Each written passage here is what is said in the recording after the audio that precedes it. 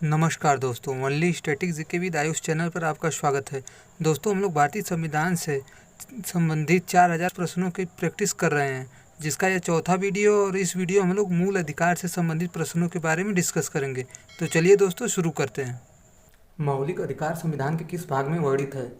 भाग 2, भाग 3, भाग 4 या भाग 5? आपका आंसर हो जाएगा बी, भाग 3।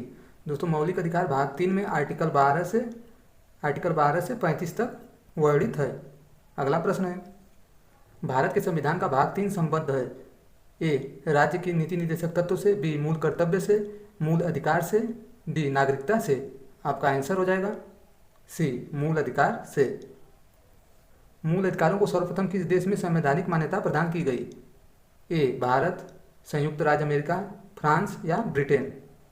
आपका आंसर हो जाएगा बी, संयुक्त राज्य अमेरिका। दोस्तों, संयुक्त राज्य अमेरिका के संविधान में 1791 ईस्वी में संविधान संशोधन करके बिल ऑफ राइट सम्मिलित करके मूल अधिकार दिए गए।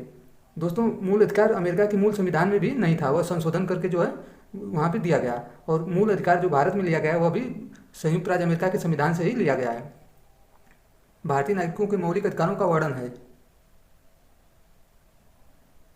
भारतीय नागरिकों के मौलिक अधिकारों का वर्णन है संविधान के अनुच्छेद 12 से 35 तक, संविधान के अनुच्छेद 13 से 36 तक, संविधान के अनुच्छेद 15 से 39 तक या संविधान के अनुच्छेद 16 से 40 तक। तो आपका आंसर हो जाएगा ए, संविधान के अनुच्छेद 12 से 35 तक। अगला प्रश्न है, डॉक्टर भीमराव अंबेडकर ने भारतीय संविधान के किस भाग को सर्वाधिक आलोकित भाग कहा है? तो आपका आंसर हो जाएगा सी, भाग 3। अगला प्रश्न है, मूल अधिकार को मूल कहलाता है क्योंकि वह न्यायालयों द्वारा प्रवर्तनीय है, संयुक्त राष्ट्र मानवाधिकार घोषणा पत्र के अनुरूप है, सरलता से संशोधनीय नहीं है, मानव के प्राकृतिक और अप्रतिदेय अधिकार है। आपका आंसर हो जाएगा डी, मानव के प्राकृतिक एवं अप्रतिदेय अधिकार है।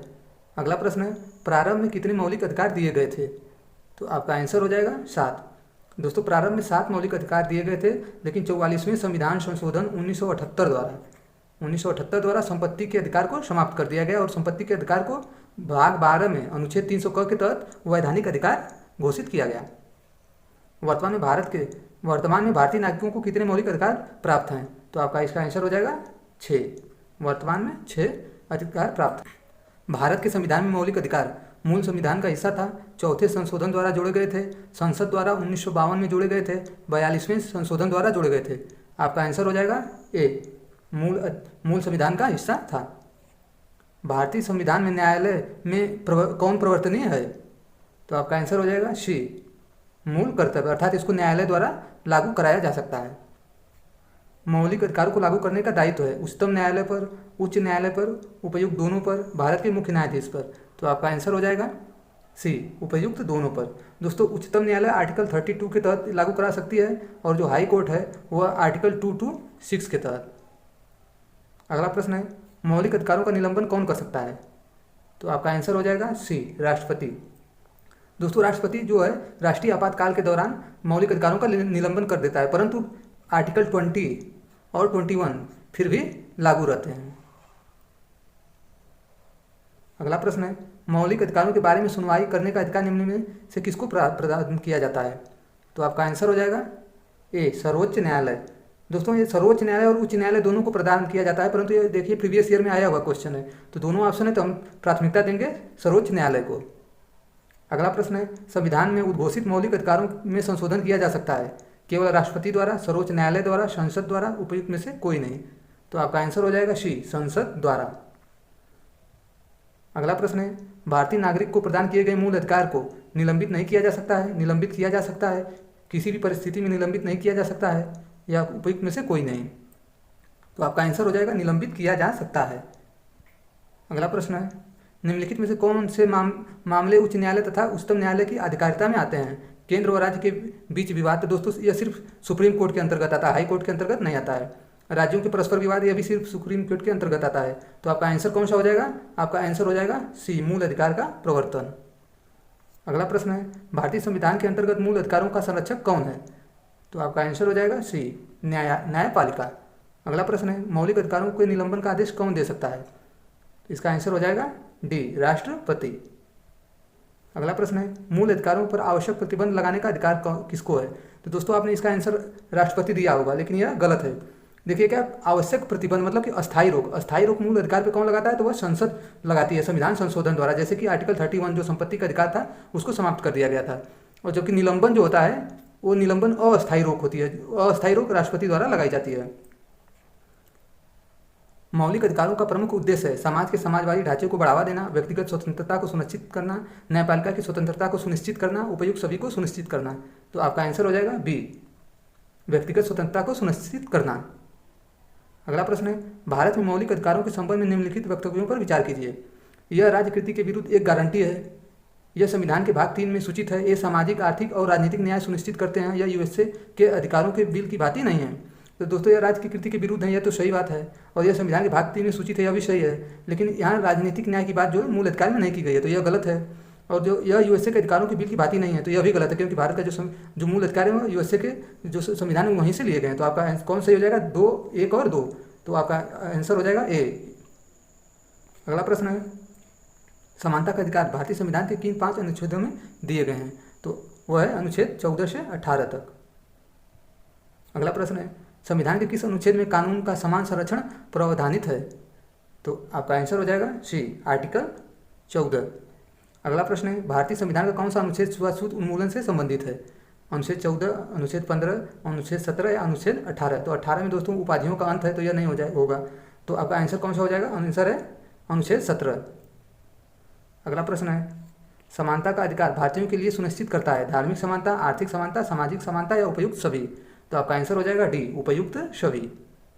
अगला प्रश्न है, 1995 में पारित अस्पृश्यता अपराध अधिनियम को वर्तमान में किस नाम से जाना जाता है? सिविल अधिकार अधिनियम, नागरिक भेदभाव संरक्षण अधिनियम, नागरिक संरक्षण अधिनियम या सिविल अधिकार संरक्षण अधिनियम? तो आपका आंसर हो जाएगा डी, सिविल अधिकार संरक्षण अधिनियम। अगला प्रश्न है, निम्नलिखित अनुच्छेदों में कौन भिन्न वर्ग में आता है? तो दोस्तों आपका आंसर हो जाएगा डी, ये जो अन्य 3 अनुच्छेद हैं यह जो समानता के अनुच्छेद हैं। और लेकिन आर्टिकल 90 जो है यह स्वतंत्रता के अनुच्छेद के अंतर्गत आता है। स्वतंत्रता के कितने अनुच्छेद हैं? तो 19 से 22 तक। अगला प्रश्न है, चेन्नई राज्य बनाम चंपक दोराय राजन मुकदमे में भारतीय सर्वोच्च न्यायालय के निर्णय के परिणाम स्वरूप निम्नलिखित में से किस मौलिक अधिकार को संशोधित किया गया? विधि के समक्ष समानता का अधिकार, बी भेदभाव के विरुद्ध अधिकार, सी अस्पृश्यता के विरुद्ध अधिकार और डी विचार और व्यक्ति की स्वतंत्रता का अधिकार? तो आपका आंसर हो जाएगा सी, अस्पृश्यता के विरुद्ध अधिकार। अगला प्रश्न है, स्वतंत्रता का अधिकार संविधान के किन अनुच्छेदों में वर्णित है? तो स्वतंत्रता का जो है अनुच्छेद कितने हैं? आर्टिकल 19 से आर्टिकल 22 तक। अगला प्रश्न है, अनुच्छेद 19 में वर्णित स्वतंत्रताएं निम्नलिखित में से किसको प्राप्त है? भारत में के निवासियों को, भारत में पैदा हुए वे सभी व्यक्तियों को, केवल भारतीय नागरिकों को या उपयुक्त सभी को? तो आपका आंसर हो जाएगा सी, केवल भारतीय नागरिकों को। दोस्तों आर्टिकल 15, आर्टिकल 16, आर्टिकल 19 और आर्टिकल 29 इसके तहत जो मिली है ना स्वतंत्रताएं, ये सिर्फ भारतीय नागरिकों पर ही लागू होती हैं ये आर्टिकल। अगला प्रश्न है, भारतीय संविधान का अनुच्छेद 21 निम्नलिखित में से किसके विरुद्ध संरक्षण प्रदान करता है?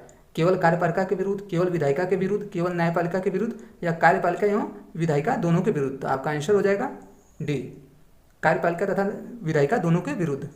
अगला प्रश्न है, भारत के संविधान का निम्नलिखित में से कौन सा अनुच्छेद प्रेस की स्वतंत्रता से संबंधित है? आर्टिकल 19, आर्टिकल 20, आर्टिकल 21 या आर्टिकल 22? तो आपका आंसर हो जाएगा ए, आर्टिकल 19। आर्टिकल 19 के तहत वाक और अभिव्यक्ति की स्वतंत्रता है। निम्नलिखित में नागरिकों का स्वतंत्रता संबंधी सही अधिकार कौन है? हथियार सहित सभा करने की स्वतंत्रता, सरकार के विरुद्ध षड्यंत्र करने की स्वतंत्रता, भाषण तथा विचार अभिव्यक्त करने की स्वतंत्रता, विदेश में घूमने की स्वतंत्रता? तो आपका आंसर हो जाएगा सी, भाषण तथा विचार व्यक्त करने की स्वतंत्रता। अगला प्रश्न है, प्रेस की स्वतंत्रता किस अधिकार में निहित है? तो आपका आंसर हो जाएगा बी, भाषण स्वतंत्रता के में। निम्नलिखित में से कौन मौलिक अधिकार नहीं है? बोलने का अधिकार, व्यवसाय का अधिकार, हड़ताल पर जाने का अधिकार या धर्म का अधिकार? तो दोस्तों आपका आंसर हो जाएगा सी, हड़ताल पर जाने का अधिकार। अगला प्रश्न है, भारतीय संविधान का कौन सा अनुच्छेद व्यक्ति के विदेश यात्रा के अधिकार को संरक्षण प्रदान करता है? तो आपका आंसर हो जाएगा सी, आर्टिकल 21। दोस्तों आर्टिकल 21 में प्राण और दैहिक स्वतंत्रता की बात है, यानी कि हम शारीरिक रूप से स्वतंत्र हैं, इसलिए विदेश या कहीं भी भ्रमण कर सकते हैं। अगला प्रश्न है, भारतीय संविधान में प्रदत्त स्वतंत्रता का अधिकार के संबंध में निम्नलिखित में से कौन सा सत्य नहीं है?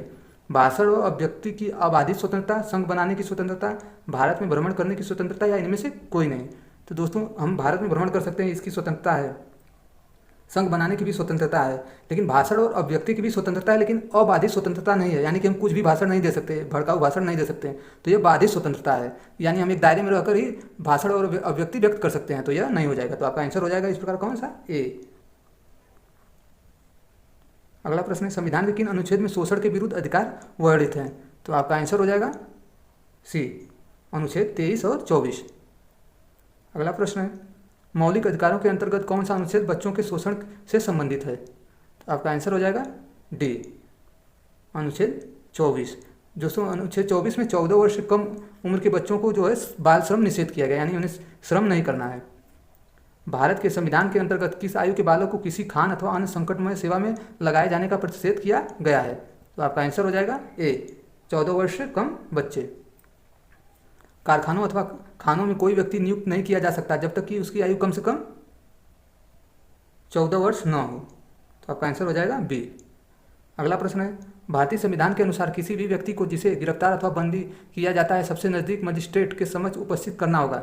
ये 12 घंटे के अंदर, 24 घंटे के अंदर, 48 घंटे के अंदर या 72 घंटे के अंदर। तो दोस्तों आपका आंसर हो जाएगा बी, 24 घंटे के अंदर। दोस्तों ये 24 घंटे वर्किंग आवर होने चाहिए, इसमें छुट्टी की समय को नहीं काउंट किया जाता है। अगला प्रश्न, निम्नलिखित किस अनुच्छेद में कहा गया है कि किसी भी व्यक्ति को एक ही अपराध के लिए एक बार से अधिक अभियोजित या दंडित नहीं किया जा सकता? तो आपका आंसर हो जाएगा आर्टिकल 20। अगला प्रश्न है, भारतीय संविधान कोई अपराध किए जाने के लिए किसी सामान्य व्यक्ति को जिसे किसी सामान्य विधि के अंतर्गत गिरफ्तार किया गया हो निम्नलिखित में से कौन सा अधिकार प्रदान करता है? गिरफ्तारी का कारण शीघ्रता से जानने का अधिकार, अपनी रुचि के अनुरूप वकील से परामर्श लेने एवं बचाव करने का अधिकार, गिरफ्तारी के 24 घंटे के अंदर मजिस्ट्रेट के समक्ष प्रस्तुत किए जाने का अधिकार। तो दोस्तों आपका आंसर हो जाएगा उपयुक्त सभी। अगला प्रश्न है, धार्मिक स्वतंत्रता का अधिकार संविधान के किन अनुच्छेदों में वर्णित है? तो आपका आंसर हो जाएगा डी, अनुच्छेद 25 से 30। अगला प्रश्न है, भारतीय संविधान के अनुच्छेद 25 का संबंध है समानता के अधिकार से, संपत्ति के अधिकार से, धर्म की स्वतंत्रता से और अल्पसंख्यकों की स्वतंत्रता से। तो आपका आंसर हो जाएगा सी, धर्म की स्वतंत्रता से। दोस्तों वीडियो पसंद आ रही हो तो वीडियो को लाइक कर दीजिए, और यदि आपने हमारे चैनल को सब्सक्राइब नहीं किया है अभी तक तो चैनल को सब्सक्राइब कर लीजिए। धार्मिक स्वतंत्रता के अधिकार से संविधान के अंतर्गत सम्मिलित हैं धर्म प्रचार करने का अधिकार, सिखों को कृपाण धारण करने का अधिकार, राज्यों का समाज सुधारक विधि के निर्माण का अधिकार, धार्मिक निकायों को लोगों को धर्म परिवर्तन करने का अधिकार। तो दोस्तों धर्म परिवर्तन करने का अधिकार नहीं है, तो ये 4 वाला तो हमारा गलत हो जाएगा। और सही कौन सा है? ये भी सही है, सिखों को कृपाण धारण करने और रखने का भी अधिकार भी सही है, और 3 भी सही है। तो इस प्रकार हमारा आंसर कौन सा हो जाएगा? ए। अगला प्रश्न है, संविधान के किस अनुच्छेद द्वारा सिखों द्वारा कृपाण धारण करना धार्मिक स्वतंत्रता के अंग माना गया है? तो आपका आंसर हो जाएगा अनुच्छेद 25। अगला प्रश्न है, संविधान के किन अनुच्छेदों के अंतर्गत अल्पसंख्यकों को अपनी संस्कृति के संरक्षण तथा अपनी पसंद की शिक्षा संस्थाओं की स्थापना व संचालन के अधिकार को मान्यता प्रदान की गई है? आर्टिकल 23, आर्टिकल 29 व 30, आर्टिकल 32 या आर्टिकल 38 व 39। तो आपका आंसर हो जाएगा बी, आर्टिकल 29 व 30। अगला प्रश्न है, धार्मिक स्वतंत्रता का अधिकार किस अनुच्छेद के द्वारा दिया गया है? आपका आंसर हो जाएगा सी, अनुच्छेद 25। अगला प्रश्न है, भारतीय संविधान के किस अनुच्छेद में संवैधानिक उपचारों का अधिकार दिया गया है? अनुच्छेद 30, अनुच्छेद 31, अनुच्छेद 32 या अनुच्छेद 35? तो आपका आंसर हो जाएगा सी, अनुच्छेद 32। अगला प्रश्न है, निम्नलिखित मौलिक अधिकारों में से किसे डॉक्टर भीमराव अम्बेडकर ने संविधान का हृदय एवं आत्मा की संज्ञा दी है? तो आपका आंसर हो जाएगा बी, संवैधानिक उपचारों के अधिकार को। अगला प्रश्न है, संवैधानिक उपचारों का अधिकार किन परिस्थितियों में निलंबित हो जाता है? आपात स्थिति की घोषणा के दौरान सेना सदस्यों के संबंध में जब सैनिक विधि लागू हो। तो आपका आंसर हो जाएगा डी, उपयुक्त सभी। अगला प्रश्न है, मौलिक अधिकारों को लागू करने के लिए निम्नलिखित में से किस न्यायालय द्वारा जारी किया जाता है? डिग्री, अध्यादेश, समादेश या रिट या अधिसूचना? तो आपका आंसर हो जाएगा सी, समादेश या जिसे रिट कहते हैं। विभिन्न प्रकार के समादेश जारी करने का अधिकार सर्वोच्च न्यायालय के अतिरिक्त निम्नलिखित में से किन न्यायालयों को प्राप्त है? तो आपका आंसर हो जाएगा राज्यों के उच्च न्यायालयों को। दोस्तों रिट हाई कोर्ट और सुप्रीम कोर्ट दोनों जारी कर सकती हैं। अगला प्रश्न है, भारत के संविधान के तहत निम्नलिखित में से कौन सा एक मौलिक अधिकार नहीं है? समानता का अधिकार? तो दोस्तों यह अधिकार है। स्वतंत्रता का अधिकार? यह भी अधिकार है। नागरिकता का अधिकार? तो दोस्तों नागरिकता के अधिकार का जिक्र कहीं भी नहीं है संविधान में, मतलब मूल अधिकार में। शोषण के विरुद्ध अधिकार? तो यह भी है। तो आपका आंसर कौन सा हो जाएगा? आपका आंसर हो जाएगा सी। अगला प्रश्न है, संपत्ति के मौलिक अधिकार को कब समाप्त किया गया? 1978 में संविधान के 44वें संशोधन द्वारा, 1982 में संविधान के 16वें संशोधन द्वारा, 1973 में संविधान के 31वें संशोधन द्वारा। तो दोस्तों आपका आंसर हो जाएगा ए, 1978 में संविधान के 44वें संशोधन द्वारा। अगला प्रश्न है संपत्ति का अधिकार है क्या? मौलिक अधिकार है, नैसर्गिक अधिकार है, वैधानिक अधिकार है या कानूनी अधिकार है? तो दोस्तों आपका आंसर हो जाएगा सी, वैधानिक अधिकार है। दोस्तों आपको ध्यान रखना, इसमें कंफ्यूज नहीं होना है, कानूनी अधिकार नहीं है, क्या है? वैधानिक अधिकार है। अगला प्रश्न है संपत्ति के अधिकार को मूल अधिकार की श्रेणी से हटाकर किस अनुच्छेद के अंतर्गत रखा गया? तो आपका आंसर हो जाएगा सी, अनुच्छेद 300 क, और अगर भाग पूछा जाए तो भाग 12, संविधान के भाग 12 में रखा गया। किस वाद में संसद को मौलिक अधिकारों में संशोधन का अधिकार दिया गया? दोस्तों आपका आंसर हो जाएगा ए, केशवानंद भारती वाद, और यह कब हुआ था? तो 1973 में। अगला प्रश्न है किसी न्यायालय अथवा न्यायाधिकरण के आदेश को रद्द करने के लिए निम्नलिखित में से कौन सी रिट जारी की जाती है? परमादेश, प्रतिषेध, अधिकार परीक्षा या उत्प्रेषण? तो आपका आंसर हो जाएगा उत्प्रेषण। दोस्तों प्रतिषेध और उत्प्रेषण दोनों ही हाई कोर्ट, सुप्रीम कोर्ट जारी करता है, हाई कोर्ट और अधीनस्थ न्यायालयों के लिए। यदि अधीनस्थ न्यायालय या जो हाई कोर्ट में यदि कोई जो मुकदमा चल रहा होगा तो उसके दौरान सुप्रीम कोर्ट द्वारा प्रतिषेध जारी किया जाता है उसकी क्रिया को रुकवाने के लिए। जबकि अगर न्यायालय ने जो अपना फैसला सुना दिया हो तो उस फैसले को प्रभावहीन करने के लिए उत्प्रेषण जारी किया जाता है। तो दोस्तों आप इसको ध्यान रखेंगे। निम्नलिखित में से कौन सा मूल अधिकार विदेशी नागरिकों को प्राप्त नहीं है? विधि की समझ समानता, अभिव्यक्ति की स्वतंत्रता का अधिकार, प्राण व दैहिक स्वतंत्रता का अधिकार, शोषण के विरुद्ध अधिकार। तो दोस्तों आपका आंसर हो जाएगा बी, अभिव्यक्ति की स्वतंत्रता का अधिकार।